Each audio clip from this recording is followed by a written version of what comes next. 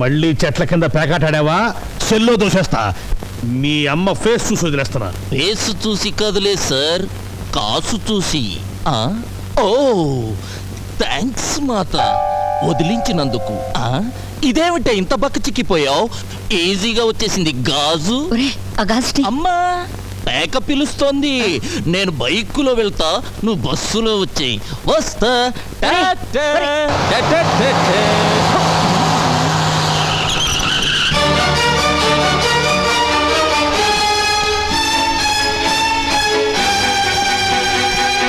అమ్మో, నా టైర్లే బద్దలయ్యాయి రోయ్. నన్ను క్షమించండి నాయుడు గారు. ఆ వెధవ పేపర్ మీకు చూపించకుండా ఉండాల్సింది. అంజుబాబు, ఏమ్మా ఆఖరి బస్ వచ్చేసిందా? వచ్చిందే. మా బావగారు ఏమైనా బస్ దిగారా? ఆయన ఏమన్నా పసిపిల్లాడేటమ్మా బస్ దిగితే ఇంటికి రాపోవడానికి? భలే వారమ్మా. రోగం కుదిరింది. ఈవిడ గారికే మహా అభిమానం ఉన్నట్టు ఫోజు సిగ్గుండాలి. ఎవరికే? ఇంకెవరు? మీ మరదలకి. మీకు తెలిసిన డైలాగ్ ఒక్కటేగా. నువ్వెంత జామీన్ ఇచ్చినా వదలలేను. ఎస్పీ గారు ఖచ్చితంగా రిలీవ్ చేయొద్దో చెప్పారు. ఆయన ఈ పరగణాకే పెద్ద మనిషి అండి. ఆయన్ని మూయించిన ఆయన ఈ రాష్ట్రంలోకెల్లా డబ్బున్న మనిషి. దానికేం చెప్తా. బాబు, ఆయన ఎలాగైనా వదిలేయండి.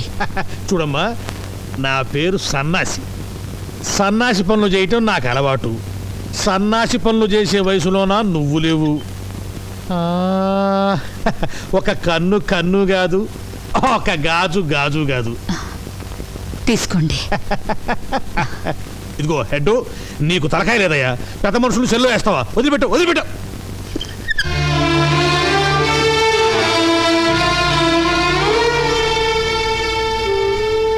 గీతమ్మా, మా నాన్నగారి మీద నీకెంత అభిమానం ఉందో రుజువు చేసుకున్నావు.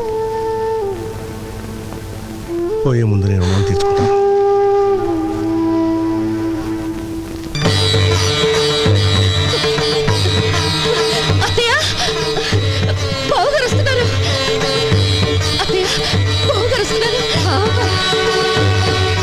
నాయుడు అన్నయ్య, బాబు, దీక్షితులు గారు, ఏమైందండి?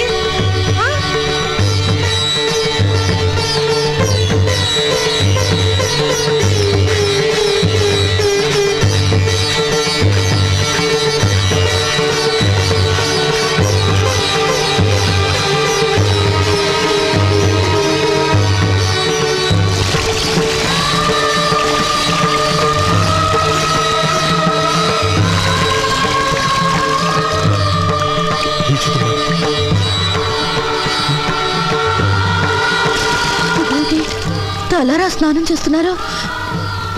ఎవరైనా చచ్చిపోయారా? ఆయన ఆత్మాభిమానం చచ్చిపోయిందమ్మా.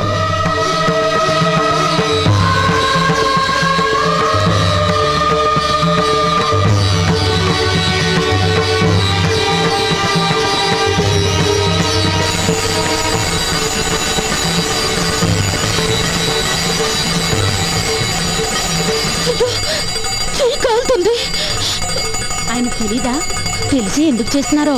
ఆ పాత్ముడికి ఆ చేతితో సాయం చేసినందుకు ప్రాయశ్చిత్తం చేసుకోవడానికి. ఉప్పు కారం తినేవాడివైతే మళ్ళీ మా గేట్ లోపల అడుగు పెట్టద్దు. Get out. నాయుడు, ఏమైందయ్యా?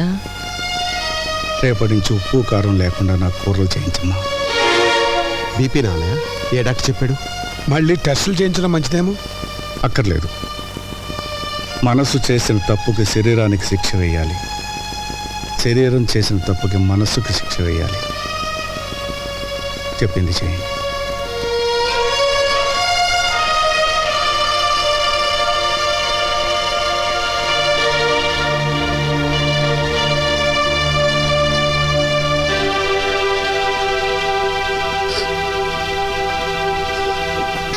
ఏమిటమ్మా? కాలిందిగా బావగారు. వెన్న రాస్తే నెమ్మదిస్తుందని. చల్లారేమంట కాదమ్మా, వెళ్ళి పడుకో.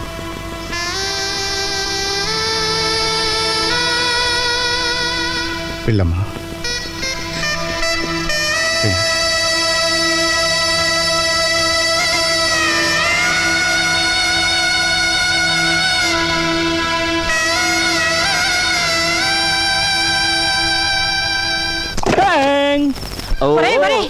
అయ్యేందుకురా పగల కొడతావు? నా తలకాయ పగలగొట్టి చస్తాను.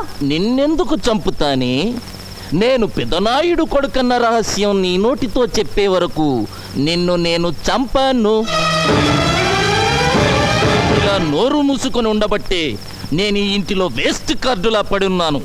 అదే నలుగురిలో నేను పెద్దనాయుడు గారి ఉంపుడు గత్తెను, వీడు ఆయనకే పుట్టాడు, అందుకే కృష్ణమనాయుడు నన్ను వీణ్ణి తీసుకొచ్చి ఈ ఇంటిలో పెట్టి పోషిస్తున్నాడు అని చెబితే నేను ఆ ఇంటిలో లైఫ్ కార్డునైపోతా.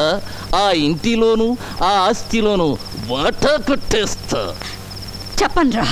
చెప్పిస్తానే పిచ్చి మాత. రోజు రోజుకి ఆ నాయుడింటి పరువు తీస్తుంటే నువ్వు చూడలేక చెబుతావు. ఈ రోజు ఆ ఫ్యామిలీ పరువు గోడల మీదకెక్కుతుంది.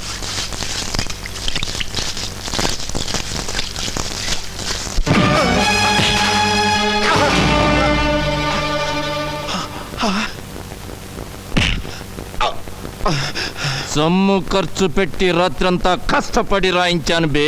కామేశ్వరరావు, వయస్సులో చిన్నవాడివైనా నీకు చేతులెత్తి దండం పెడతాను.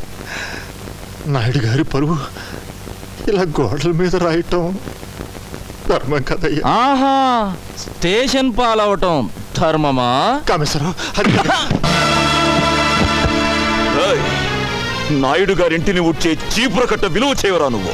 ఏయ్, నాతో పెట్టుకోకు, మూత కార్డు అయిపోతావు. మూత కార్డుని కాదురా, నీ నోరు మూయించే కార్డునవుతాను. ఏ చేతులతో ఆ మహానుభావుడి మీద తప్పుడు రాతలు రాశావో ఆ చేతులతోనే దుడిపిస్తాను. సున్నంతో కాదు, నీ నెత్తురుతో.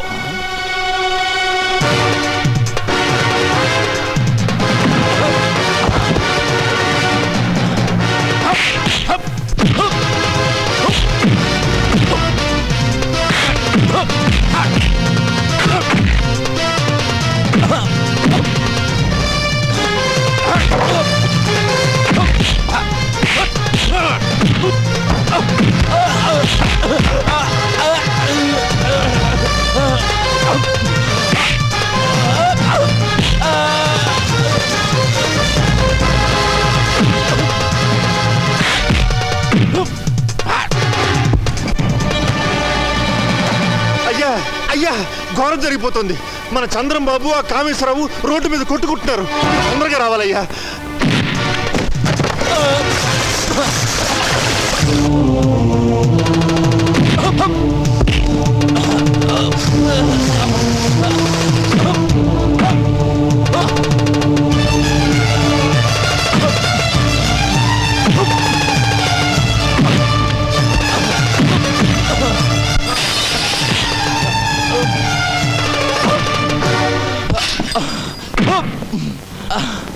అమ్ముడు, వదలనయ్యా. నీ మీద చండాల పురాతలు రాసిన వీడి చేతులు విరిచేస్తాను.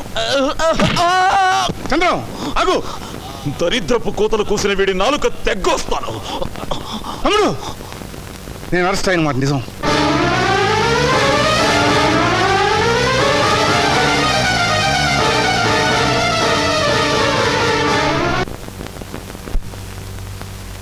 ఇంత అవమానం జరిగాక ఎలా తిరిగి వచ్చావన్నయ్యా?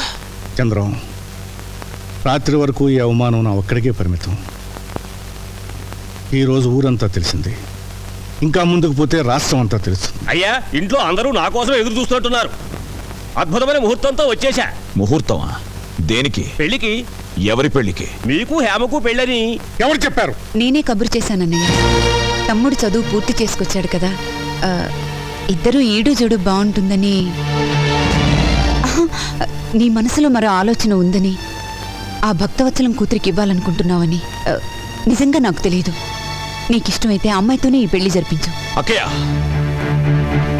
అన్నయ్య పరువు తీసిన భక్తవత్సలానికి బుద్ధి చెప్పందే, ఎగతాళి చేసిన కీర్తిని అపకీర్తి పాలు చేయందే ఈ ఇంట్లో ఏ శుభకార్యం జరగదు. చంద్రం, నన్ను క్షమించన్నయ్యా. ఈ ఒక్క విషయంలో బ్రహ్మనాయుడిని ఎదిరించిన బాలచంద్రుడు అనుకో.